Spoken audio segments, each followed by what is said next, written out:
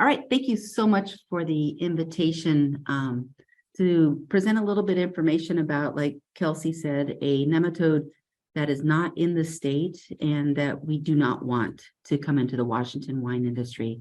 And just to note, it's not in Oregon either. So it's a Pacific Northwest, it's a Pacific Northwest issue if it is introduced into the region. So this is Xiphinema index, commonly called the dagger nematode, is what we'll be focusing on today. And just briefly, a presentation outline of what I'll be covering in the next 30 to 40 minutes. I'll just get everybody on the same page with their basic knowledge of plant parasitic nematodes. We'll then switch to talking about what I was asked to talk about, which is the Xiphinema index. You can't talk about this nematode without talking about the virus that it transmits as well. So we'll cover a little bit about that. I saw Naidu's on here, so now I'm all nervous because I'll be talking about viruses. But on the other hand, he's here and he could field questions about the virus as well.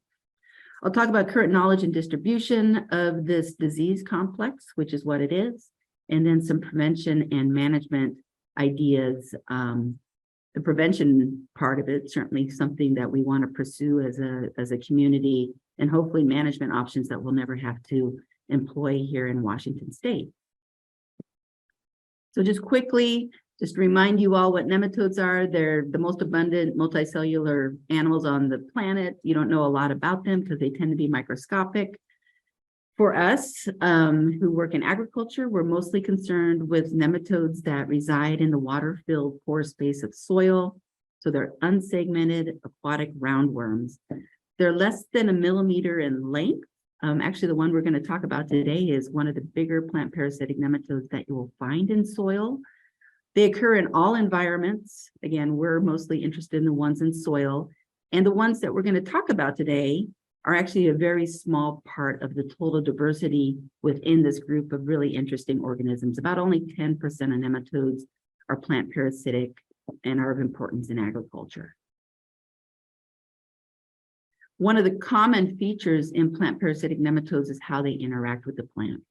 All plant parasitic nematodes are obligate parasites, meaning they have to have a plant to be able to survive and reproduce. And the way that they do this is they access the cells of plants by inserting what we call a stylet. And that's shown on the left-hand side. There's this diversity of nematode stylets that somebody worked very hard, I have to admit, to get all these pictures, cutting little stylets out of nematode heads. Essentially, the stylet is a hollow straw that is in the head of the nematode. It will come out of the head of the nematode, as you see on this picture down here. It will be inserted into the root of a plant where they will find a cell, and then they'll be able to ingest the contents of the cell. And actually, the nematode here on the bottom right, that is a picture of a dagger nematode feeding on a root cell. So, one thing you can take home from today is that all plant parasitic nematodes are obligate parasites, and they all have a stylet that they use to feed on plant cells. We know globally that plant parasitic nematodes are production limiting in most wine grape producing regions. Certainly the type of damage that's caused, the nematodes that are present, that's going to vary from region to region. Here in Washington State, Michelle Moyer and I have focused a lot of our research on the root knot nematode, Meloidegein hapla, or the northern root knot nematode. But some of our trials have also considered dagger nematodes, not Xiphinema index, which is the topic today, but there are other dagger nematodes that are actually quite prevalent in Washington. And so with all this knowledge that's out there, this is a list of the plant parasitic nematodes that have been found in wine grape vineyards globally. So it's about 10 to 15 of them. Down at the very bottom are the dagger nematodes. So again, distribution worldwide, and then damage level, they have low. Again, I think this really depends on where you are, your environment, and what dagger nematode you have, because certainly where Xiphinema index is present, which we'll talk about in a little bit later, it causes severe damage when in combination with the virus that it vectors. So that's just a little bit of background to get us all on the same page. Now we're going to talk about what you don't want. And what you don't want is one of the most severe viral disease complexes of grapevine worldwide. And that is the complex of the virus, grapevine family virus, and the dagger nematode Xiphinema index. And I found this on a really good website. If you're a nematode enthusiast, this Nemaplex website pretty much has everything you'll ever want to know about plant parasitic nematodes. And just type in Nemaplex. It's run out of UC Davis. And it's just a really great resource if you ever have questions about plant parasitic nematodes. But on the website, they state, and I wanted to put this up front because I want you to understand that it is the combination of the two that really is the huge threat. Certainly, and I'll show you later, Xiphinema index causes damage to wine grape roots that then decrease production. But when the nematode is combined with the virus, that is really when things become quite devastating and you can get complete crop loss.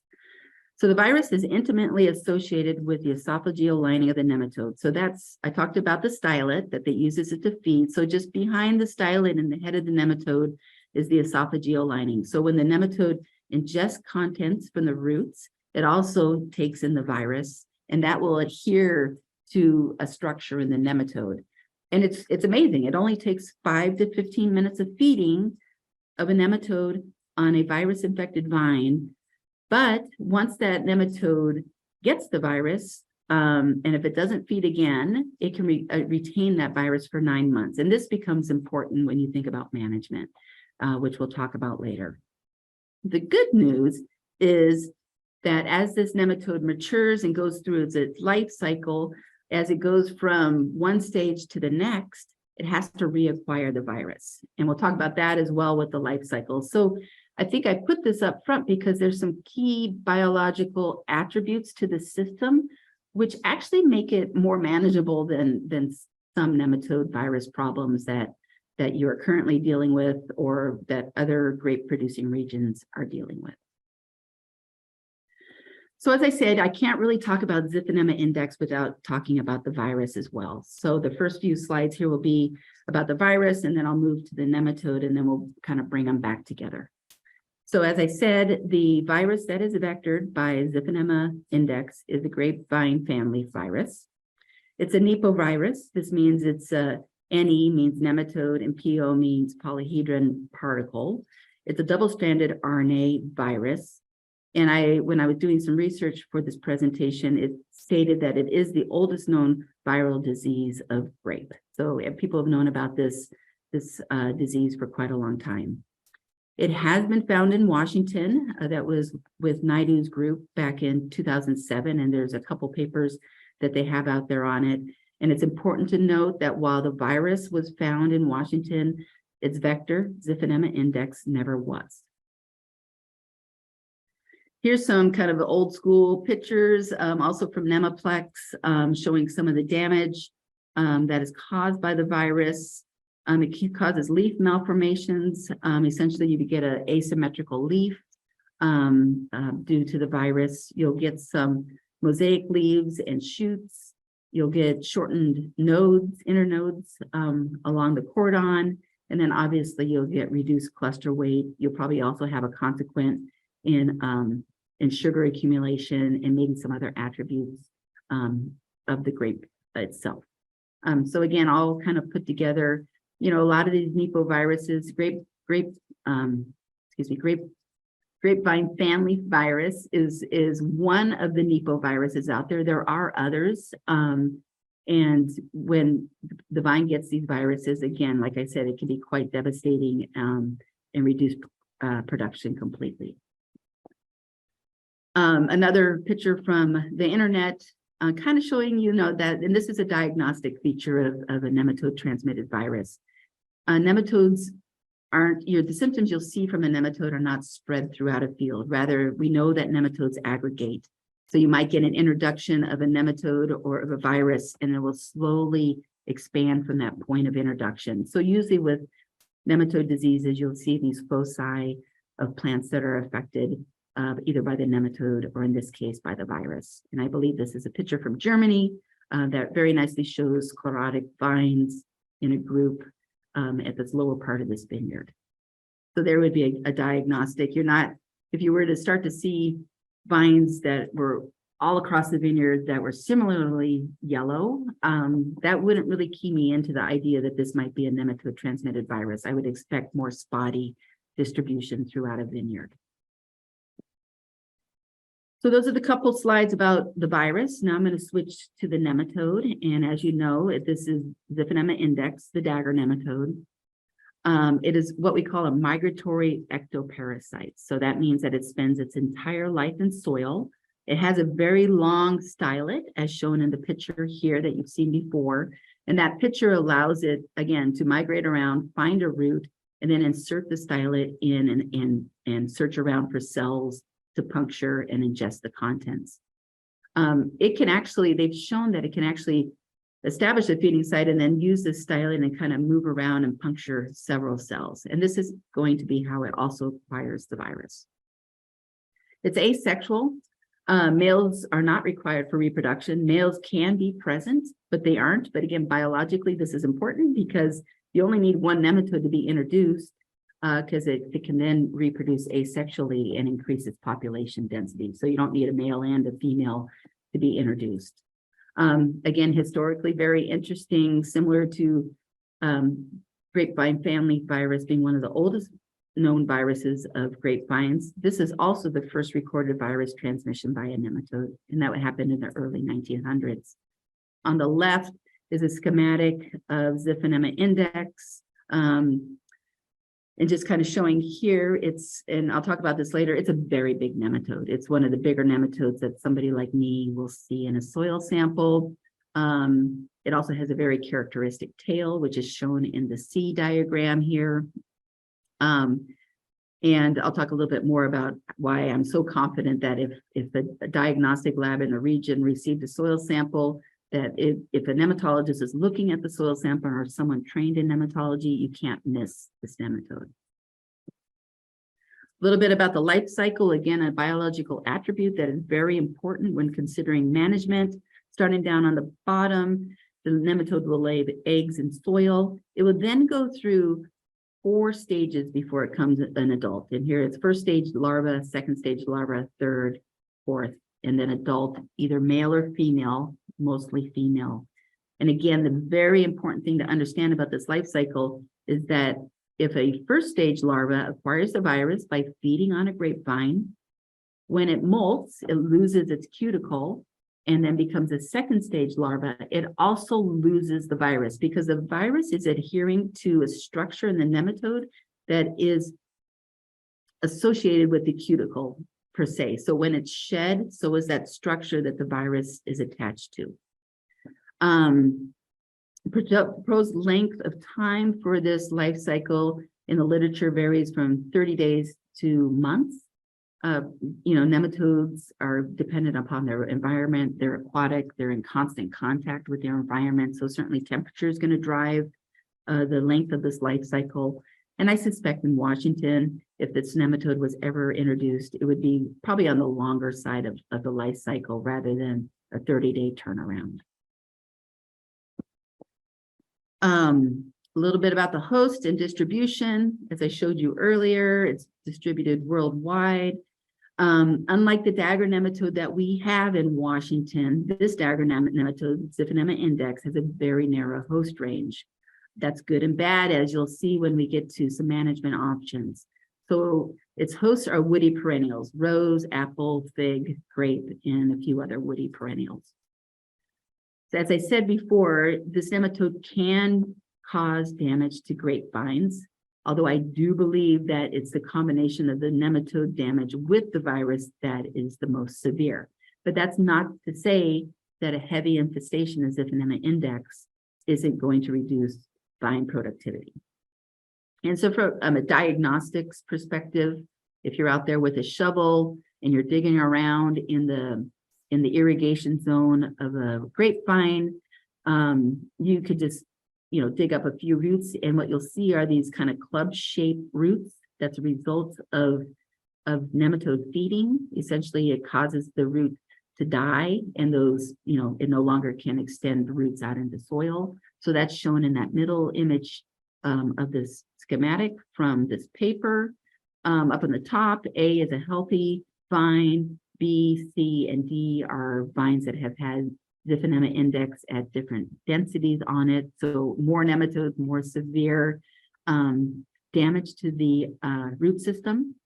But again, from your perspective, you might get a little confused with the damage that you see from Xiphinema index with root knot nematode that causes those galls on roots. But really the stunting club-like shortening of the root system is quite a bit different than what you'd see with galling from the northern root knot nematode in vineyards around the region.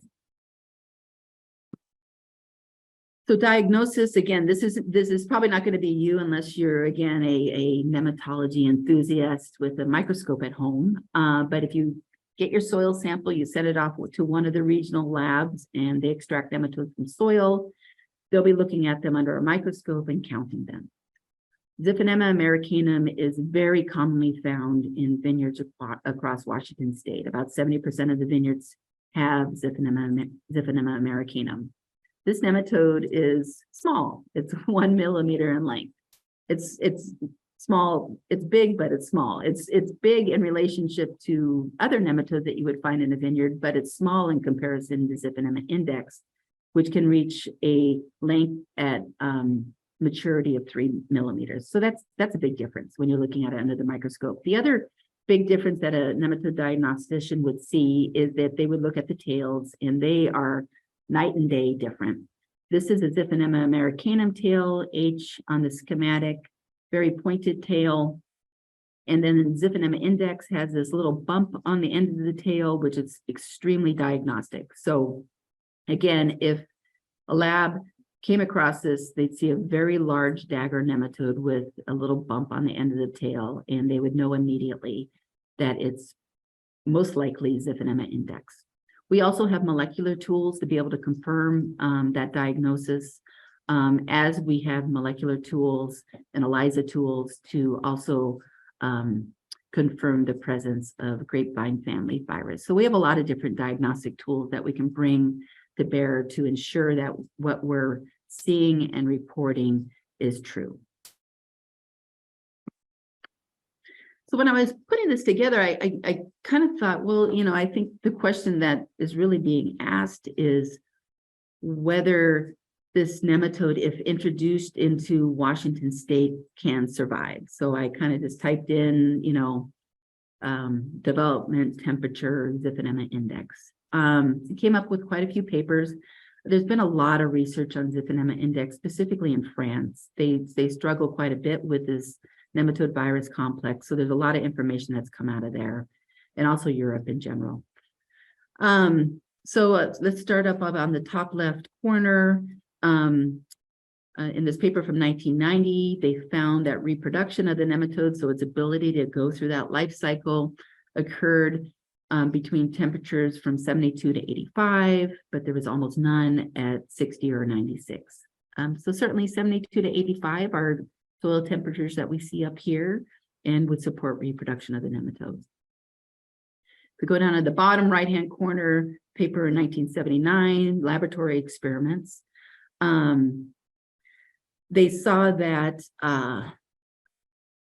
excuse me one second. They saw that the nematode survived under a wide range of soil temperatures and moisture levels. So they survived storage, so in a refrigerator or a freezer. So they survived at temperatures between 12 and 98 Fahrenheit. But once temperatures got above 113, which is very hot, and -8, which is pretty cold, they died. So again, I kind of think that the temperatures, soil temperatures that we might see here in Washington in the summer and the winter are certainly conducive for this nematode to be able to survive in our environment. And then finally, Xiphinema index survived low winter temperatures, including freezing, and subsequently attained high population levels. Again, kind of telling us that if introduced, it is likely that this nematode probably could gain a foothold in the soils with the soil temperatures that we have in Eastern Washington and and Western Washington and Oregon, to be quite honest. I do think we have a conducive environment for this nematode. And if you look at the data on where this nematode is distributed globally, so I'm showing two maps here. The top map is what we know about the distribution of Xiphinema index globally, and the bottom one is for grapevine family virus. This data is from the European Plant Protection Organization, and I believe it's up to date as since 2022. So let's start with the top map. Again, you can see that Xiphinema index is widespread in Europe. It's also been found in New Zealand and Australia. It is in California. The data in California indicates that it's more common or more prevalent up on the North Coast wine producing areas as opposed to the Central Valley. It has also been found in South America and then South Africa. You compare and contrast this with the reports of where grapevine family virus is, and it's actually quite a bit different. Again, Europe is just inundated with the virus and the nematode. And certainly some of the major wine producing regions of the world, like Argentina and Chile and South Africa, have both the virus and the nematode. But then you start to look more closely and you'll see that the virus is more widely distributed worldwide than the nematode. And I think there's a pretty obvious reason for this, and that's the fact that people have been planting vines that are not virus-free, that came in probably with grapevine family virus. You actually see that the virus has been reported in a few cases in Canada. Washington, it doesn't indicate that the virus is here, and if Naidu's still on at the end, he could speak to this. But anyway, I think the real take-home message here is that the virus and the nematode can be decoupled, right? You can have the virus introduced somewhere without the nematode. I did read that the virus is able to spread through pollen. I don't know a whole lot about that, but that would be a potential mechanism of spread of the virus if it was introduced. But without its nematode vector, I think its potential to spread within a vineyard is probably greatly reduced. So that's the background: biology, distribution, diagnosis. Now I'm going to move into prevention and management. And again, talk about, making sure it doesn't come here. And then if it comes here, some short-term strategies to clean it up. And then if it ever became established in the region, what kind of longer-term management practices we would want to throw at it to keep it under control. And so these are the 4 ideas that I came up with when preparing this talk. And again, I want to reiterate that compared to certain nematode issues like root knot nematodes and root lesion nematodes, there are real options to controlling dagger nematodes. We have rootstocks. We have a nematode that you can go into rotation for and probably solve.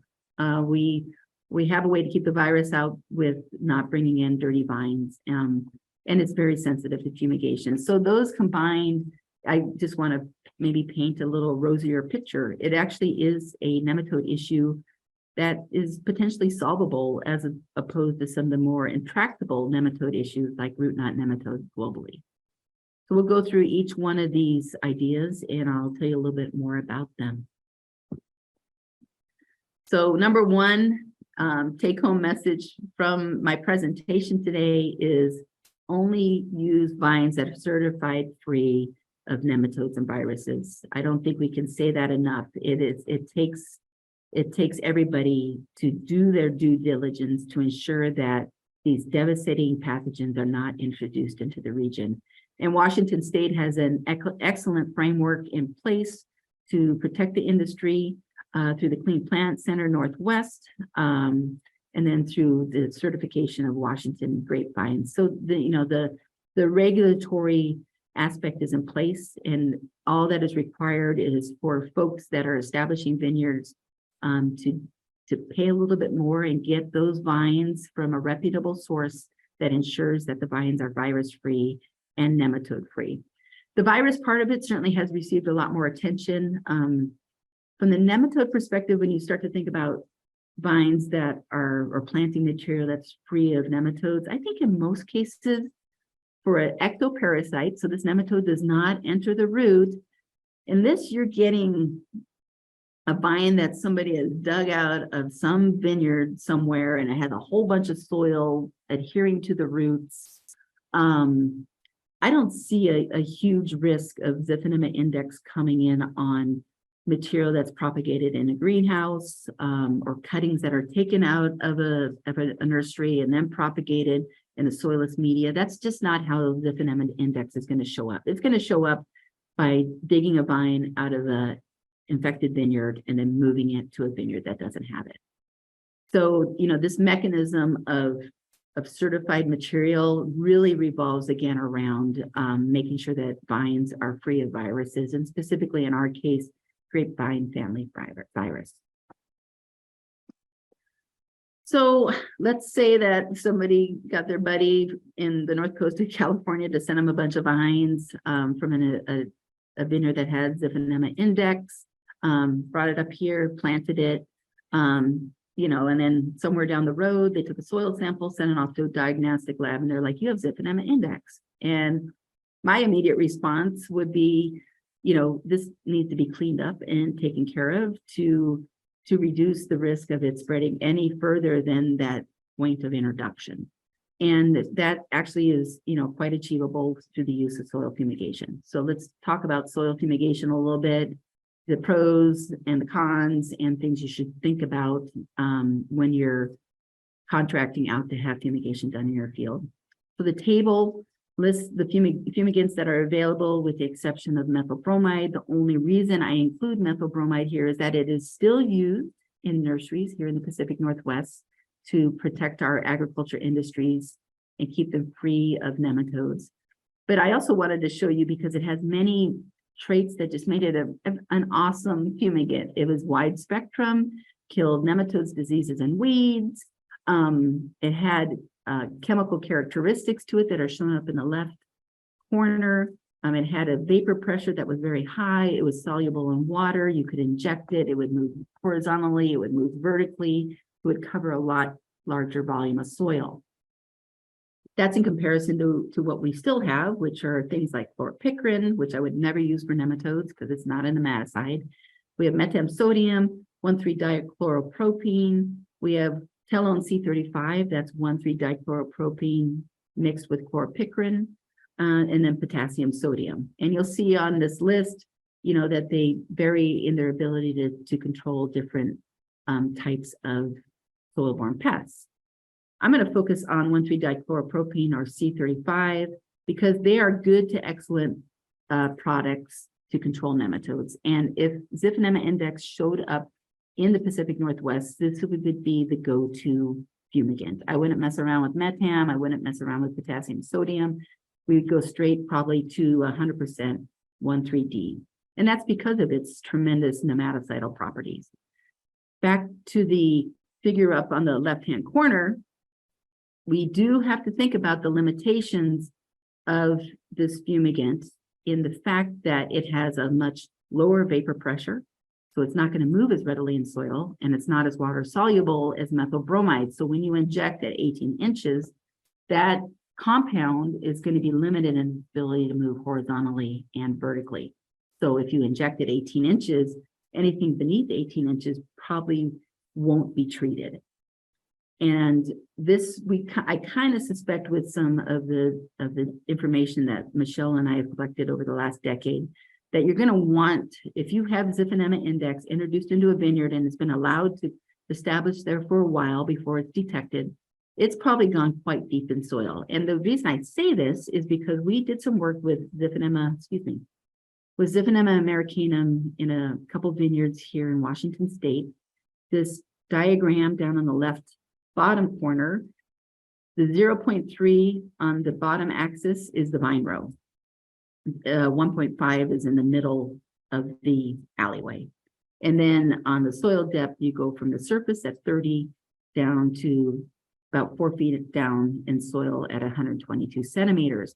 And what I want to show you here is that we found with these red, brighter colors, most of the nematodes were in that irrigation zone in the vine row near emitters. And so if you went in and you fumigated, you do a really good job of cleaning up probably about 60% of the population with a telone application. The problem is that there's all these nematodes that are further down in the soil profile. So now you've cleaned up this, but all these nematodes, given a chance and a host, will start to move up into the root zone of a newly planted host. And so this is where, we need to think twofold. I would go after this pest with a fumigant, no questions asked. But then I would couple it with another management strategy, which is the next slide. I would go into a long-term rotation with a non-host to rid the site of the nematode and the virus if the nematode brought the virus with it. And the example I'm going to show you is from a study that was done in Western Washington, where we had Xiphinema americanum, the most common dagger nematode here in the Pacific Northwest, and also its virus that it's associated with, which is tomato ring spot virus. So this was done back in the day by Jack Pinkerton and Bob Martin at USDA. And essentially they went into an old raspberry site and they ran a 3-year study where they did 6 months fallow, and then 18 months fallow with and without fumigation and with and without some grass cover crops. And essentially the take-home message was that after 3 years of doing this rotation, they didn't detect the virus in nematodes after this 3-year period. So they rid the system of the virus. They didn't rid it of the nematode, but the virus is gone. And again, as I said before, it's the virus plus the nematode that really is quite devastating. So I think when we think about this type of system in relation to Xiphinema index, which has some different biological attributes compared to Xiphinema americanum, I think we'll need a longer rotation with Xiphinema index. And the reason for this is its narrow host range. As I said before, Xiphinema index only goes to a handful of woody perennials. This is compared to Xiphinema americanum, the common dagger nematode in the region that has a very broad host range. So if you remember from the life cycle, the nematode has to feed to be able to reproduce. And to move from stage 1 to stage 2 to 3 to 4, it will lose its cuticle and it will also lose the virus. So we'll need to feed again to acquire the virus. So with that being said, there won't be as many hosts for the nematode in the type of rotation that I'm describing here because we're not doing a rotation with a woody perennial. So I think to completely rid the nematode of the virus, you'll just need a longer period of time. You'll probably also end up starving out the nematode by just having a longer rotation period. So again, if we find it in the state, go after it with fumigation to start with, and then start a long-term rotation to rid the virus of the nematode of the virus and also to kill the nematode. And then finally, the last thing, if hopefully this never happens, but Xiphinema index becomes established in the region, we're going to have to pivot to rootstocks to be able to manage it. And regardless, the best long-term way to manage nematodes, regardless if it's dagger nematode, root knot nematode, ring nematode, is the use of rootstocks. So again, back to that amazing nematode repository of information, Nemaplex. This table was put together. It shows all your common rootstocks on the left that you're all used to seeing, and then it lists the host status of all these rootstocks to various nematodes, and I've highlighted Xiphinema index. And so for things that you commonly have heard of and maybe have tried, not a whole lot of them are resistant. Freedom, which was bred as a nematode resistant rootstock, is resistant. On this list, I was quite surprised to see Riparian gloire is resistant as well. That's good news. That's a commonly used rootstock in Oregon. But they, most of them are susceptible or moderately susceptible. So, of the kind of old school rootstocks, not a lot out there that has really good resistance to Xiphinema index. And then on the next page, a few more of them, moderately susceptible, moderately resistant. We have a couple I believe these are USDA rootstocks at a parlier that look like they're resistant to index. And then there was that big push by Andy Walker and Howard Ferris about 15, 20 years ago to develop the next generation of nematode-resistant rootstocks. And those are the GRN rootstocks, which are listed here. They are all resistant to Xiphinema index, as well as being resistant to a couple of root knot nematodes that are common in Oregon, or excuse me, not Oregon, in California. I did do a search to see what rootstocks were resistant to grapevine family virus, and the only one I came up with was 03916.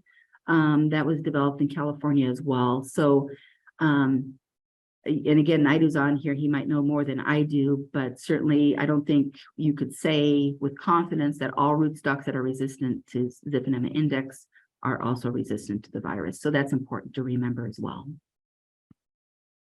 I just wanted to show this. These are the GRN1 rootstocks that are available. Michelle and I have tried a few of these in a few of our trials. You know, for our environment, there are some concerns about it's their ability to withstand frost. That would certainly be a concern. I think I've heard that some have some grafting issues. I don't really, not completely up to date on that, but certainly, you know, as you know, do your homework on your rootstocks. You're certainly going to be selecting them for more than just nematode management, and also want to consider the horticultural characteristics of these rootstocks if you're going to give them a try. But I guess back to the topic at hand with Xiphinema index, yeah, going exclusively with a resistant rootstock would certainly be a long-term way to manage this nematode if it was introduced into the region. And then just in summary, just the high points of what I wanted to get across today. Xiphinema index is relatively easy to diagnose, and so is the virus with, you know, the molecular diagnostic tools we have, and also the capacity of diagnostic labs in the region.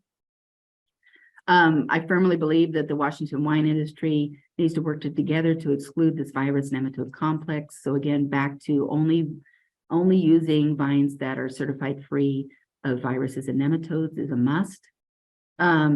If found, measures, I believe, must be taken to eliminate. You know, if you get a single source introduction, it takes a while probably to detect the nematode, because, you know, you might introduce a small number and it will take, depending on how long the generation takes, it might take a little while to get to levels that are detectable. But certainly, if it's found, it should be eliminated using fumigation and a rotation strategy. And the good news is that, you know, in the world of grapevines, rootstocks are a great way to deal with some of the nematode issues that we have. And so there is a long-term solution to the problem if it was found more widespread in the region. I think I read somewhere that I believe that when California was replanting for phylloxera, they saw a reduction in Xiphinema index because of the widespread deployment of rootstocks. So that's just an example of, again, how effective rootstocks can be in managing nematodes. And with that, that's the end of my presentation. I left some time for questions. I thank you for your attention. And if you have questions, feel free to ask them, or you're also welcome to email me. I'm easy to find. There's only so many Inga Zasadas in the world. So thank you.